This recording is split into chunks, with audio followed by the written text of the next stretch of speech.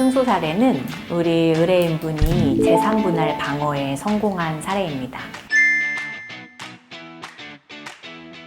우리 어머니가 이제 오셔서 이혼을 원하는데 상대방에게 재산을 최대한 적게 주고 싶다 이런 말씀을 하셨어요. 말씀을 들어보니까 한 20년의 혼인 기간 동안 이제 상대방의 그런 뭐 아주 직접적인 그런 혼인 파탄 사유는 아닐지라도 이런저런 일로 많이 지쳐 오셨더라고요. 그리고 재산 분할을 최대한 방어하고 싶은 이유는 상대방의 경제적인 무능을 뛰어넘어 좀 무책임한 부분이 있으셨어요.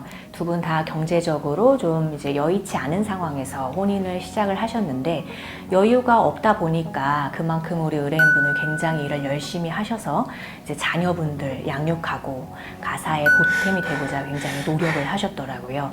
근데 상대방은 그에 비해서 일을 좀 이렇게 열심히 하지 않으시고 굉장히 게으르시고 뭔가 하는 것마다 잘 안 되시고 괜히 욕심만 부리시고 이러니까 의뢰인분이 참 이제 마음고생이 많이 있으셨던 것 같아요. 그래서 의뢰인분이 뭐 몸이 힘들든 뭐 어디가 힘들든 뭐 어떤 상황에서는 내가 애들을 키워야 된다는 생각으로 정말 이렇게 아껴가면서 생활을 해오셨고 결국에는 둘 다 이혼에는 이제 합치가 어느 정도는 되셨는데 그 재산 분할 때문에 오신 상황이었죠. 그리고 의뢰인분의 말씀을 들어보니까 한 차례 이혼을 하셨더라고요. 다만 이혼을 하고 또 얼마 지나지 않아 이런저런 사유로 다시 생활을 이제 하시게 된 그런 사안이었습니다. 그 상대방 입장에서는 이런 말씀을 이제 하시죠.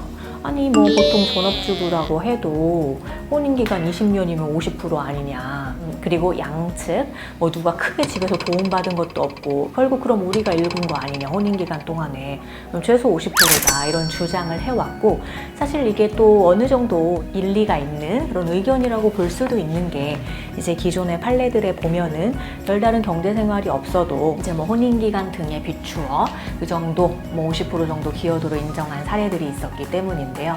다만 우리 의뢰인분은 많이 억울하시죠. 경제생활에 대한 기여 자체가 굉장히 달랐던 데다가 그렇다고 해서 상대방이 전업주부 어머니들처럼 흔히들 생각하는 아이를 뭐 아침부터 밤까지 해서 뭐 케어를 하고 뭐 집안일을 하고 이랬냐 그것도 아니다. 그래서 어머니의 마음이 너무 충분히 와닿아서 최대한 재산분할 방어 주장을 했던 사안입니다.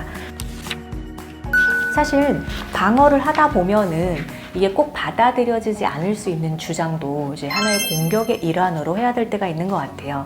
사실 혼인이 한번 이혼이 됐다가 다시 또 혼인이 될 경우 그 다시 혼인한 이후 기간만 대상 기간으로 삼아야 되냐 이런 주장을 할 수 있는 경우가 있고 좀 어려운 경우가 있거든요. 정말 그때 재산 분할을 뭐 다 했고 완전히 단절이 됐다가 다시 뭐 지냈다거나 또는 별거 기간이 꽤 된다거나 이런 경우 굉장히 유의미한 주장일 수 있겠지만 재산 분할이라고 하기에는 좀 애매한 그런 상황이었고 또한 별거 기간이 굉장히 짧아서 거의 바로 재결합을 한 경우에는 이 혼인 기간 전체를 결국에는 재산 분할 대상의 기간으로 볼 수밖에 없기 때문에 우리 의뢰인분의 상황에서도 최대한 주장을 또 그 부분도 해보았던 사안이고요. 그리고 특히 기여도를 어떻게 해서 주장할 거냐에 대해서는 그간의 경제 생활이라든지 뭐 가사노동 기여라든지 이런 것들을 최대한 구체적으로 주장한 부분 이런 것들이 결국에 받아들여지면서 우리 어머니에게 70%의 재산분할 기여도가 인정이 됐죠. 그래서 상대방이 요구한 것에 비해서는 거의 한 5천만 원 이상의 편차를 발생시킨 그런 사안이었습니다.